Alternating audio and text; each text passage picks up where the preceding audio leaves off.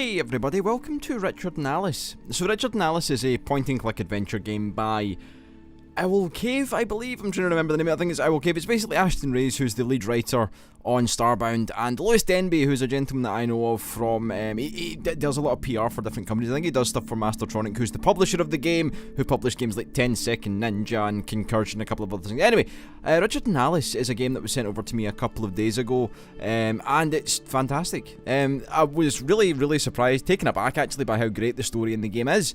Usually with point-and-click games, I find a lot of the time, for me personally, at least in recent memory, a lot of the games, they lack some of the story side of things. And they should be all about story and adventure and you piecing together the story through the pointy and the clicky, but games, they seem to the story never seems to come good in a lot of these games of late. But Richard and Alice is actually fantastic from a story standpoint. It actually really took me aback with the content of the story, and yeah, I guess that's going to be primarily what we'll talk about.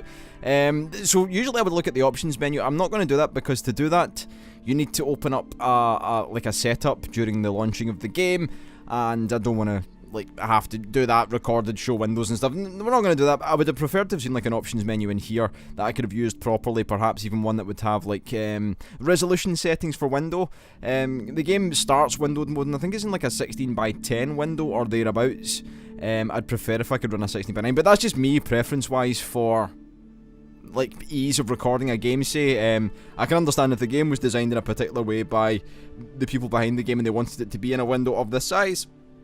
I ain't going to complain with that. I can see it fine from here. It's just more of a convenience for recording purposes. But anyway, what I'll do is I'll load up a game. The autosave's the one that I've done like all this stuff. So I have played through the game once, and I started again. From what I understand, there are several different endings that you can get on the story. What I'll do is I'll load up this main one, because it kind of gets us a little bit into the game, and we can kind of see some of the bits further on. So basically, the easiest way to describe the story is that we've got two main characters, Richard and Alice.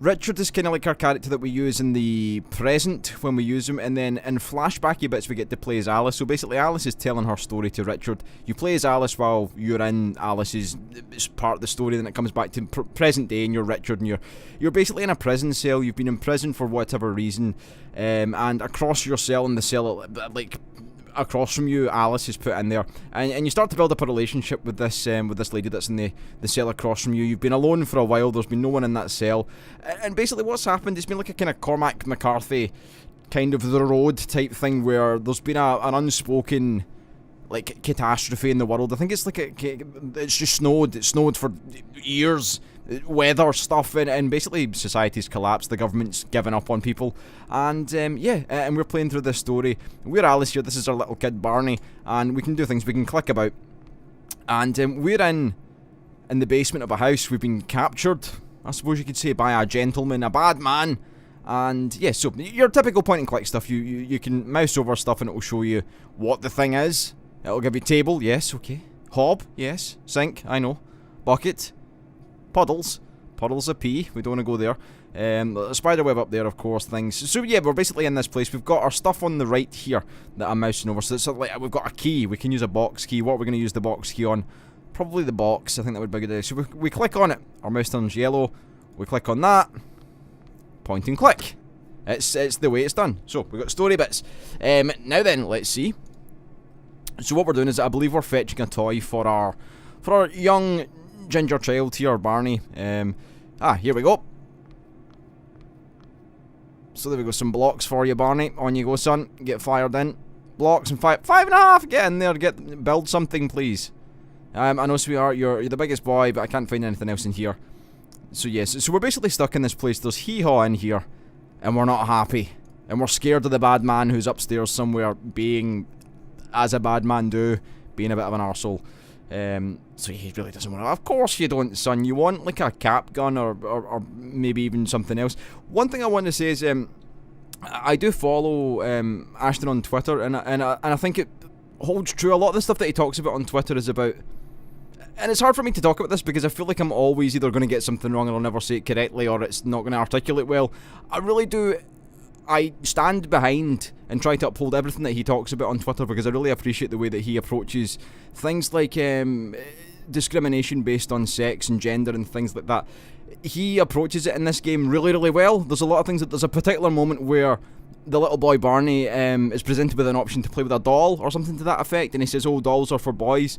But Alice, being mum, corrects him and says, well, actually, you can play with a doll if you want. There's no one to see it. You can't. And I really appreciate little things like that, stuff you don't see in AAA games, where they don't have that like level of consciousness about society and the issues that we have. I think that's really cool. Anyway, I just wanted to talk about that quickly. But anyway, we've got blocks.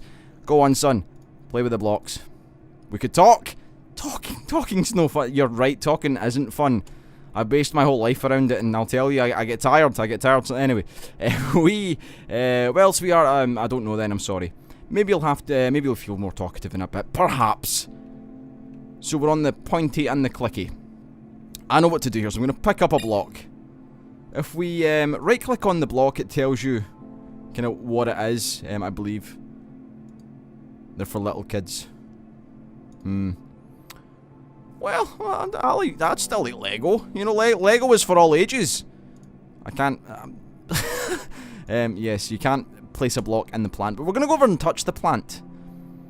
There's a hole in the wall. Has someone been peeping? I think there's been a peeper. There's a peephole. Someone's been peeping. So the hole's quite big. Big enough for looking through. Although it's difficult to see what's going on the other side. So basically, we believe that the bad man has been peeping on us through the peephole. What an arsehole he is. So I'm going to use my block and put it in the hole. Are we not? Is that not how we do? Alice, please, stand there for a second. And... oh, yeah, I forgot. I've not progressed the story far enough for that to happen. So while I'm clicking through our little story here, we can talk to our son, and we can talk about things. What we're going to do is we're going to talk about the bad man, because I think that's what we need to do. Or maybe we need to exhaust all the dialogue, but I'm going to talk about the bad man. So I'm sorry I shouted at you before. Barney was making noise, the bad man got angry, he came down, this is how things happen. So we're saying sorry. So when I made the bad man come, sweetheart, I promise you, it wasn't your fault. Nah, it wasn't your fault, Barney, you little rascal. So why is he the bad man? Well...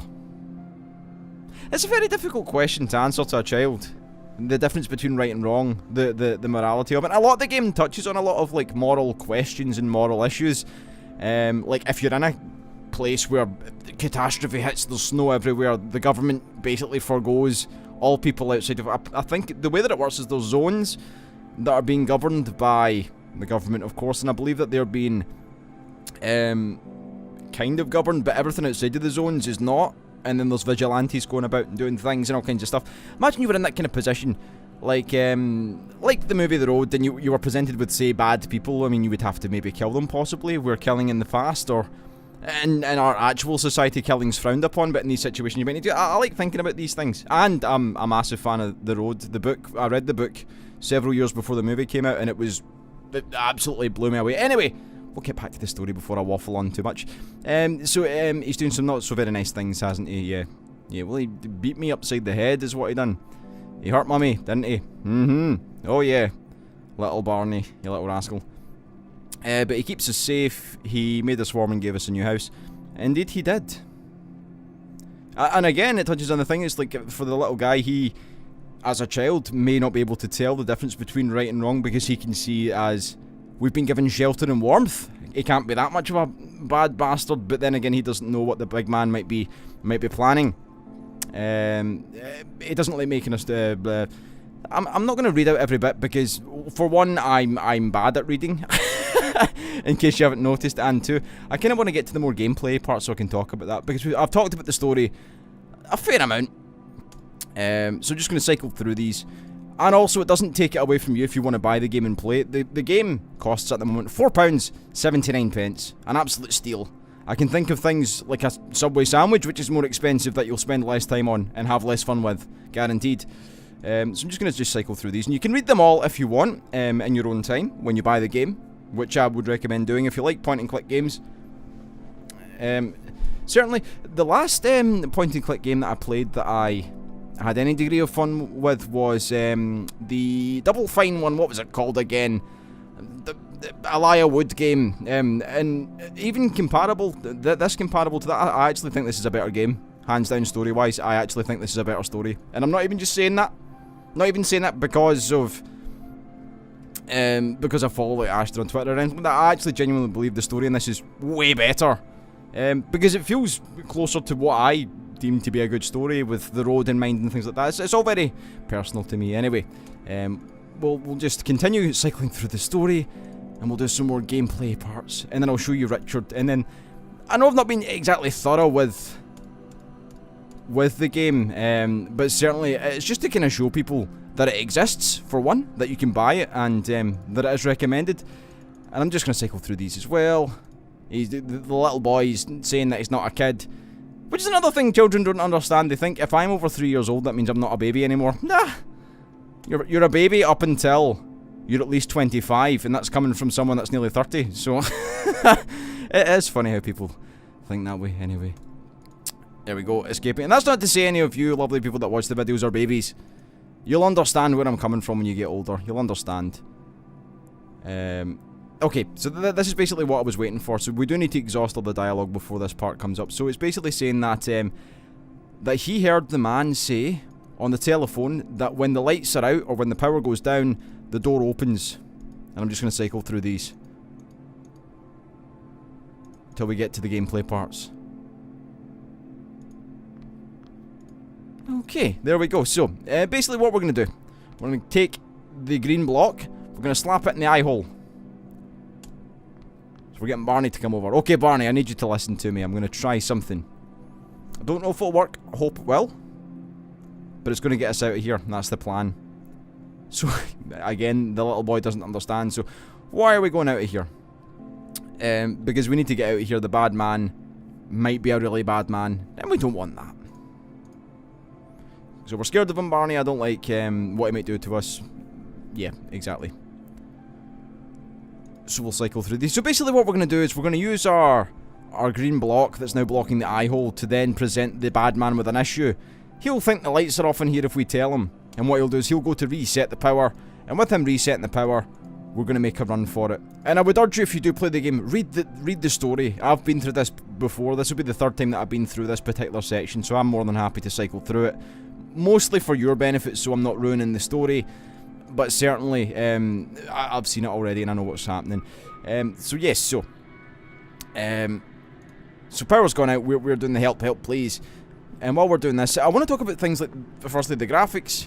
I enjoy the graphics. I think they're not the greatest graphics I've ever seen in my life. I think the visuals themselves, I like the kind of fuzzy filter type thing that's been put on the graphics or the visuals, so that you can see kind of fuzzy like noise over them. We can hear the bad man up here. I don't think the visuals themselves are tremendously great, but they fit a purpose. They do the job. It doesn't detract from the game in any way. But the music and the sound is awesome. Like, you can probably hear this like ambient soundtrack that's went really sinister all of a sudden. It went from like a neoclassical piano-y piece into this really sinister-y kind of reverberated noise and sounds and stuff. I like it very much. So yeah, so we're seeing the lights out. The noise is building in the background, and what we're going to do is we're going to basically bolt once he turns the lights off. Okay. And another thing that I like about the story in this is that it doesn't hold back with the swearing and the cursing and the bad words and the naughty stuff. It's all in there. It's all in there for you to see. So we're going to make a run for it. Go on then. On you go, lads. 1, 2, 3, run! Go on! There we go, very good. And that should... okay, so here's Big Richard, Big Richie boy. So we ran, then we walked, for what felt like forever. Go on! No, that's enough for today. So this should take us back to the... yeah, one day since Alice's arrival, okay. Okay, so we're in prison now. So this is like the kind of main setting of the game, as far as I can tell from it feels like it's like the kind of central point. It all kind of revolves around here. You spend your time in the prison doing things like doing tickets on the computer to say, oh, the hot water's gone, or support tickets and stuff, and then we spend our time, we go over to the cell and we talk to Alice, that I said was across the other side of the prison. It's all very very cool. I like that it's a kind of split setting, that you're in here doing the present day, and then you go back and you do the things in the past with Alice. And I don't want to go too much into the story, but yeah, I really do recommend the game. That's been like 15 minutes of videos so far. It's been a difficult one for me to try and do because I've not really covered the game in a way that I don't want to ruin any of the story. It's very difficult to do that. Instead, I'd just be looking at the title screen and being like, yeah, this is the game. But yeah, I really do recommend checking it out. It's a fantastic game with a really great story. If you're into point and click type stuff, yeah, honestly, check it out.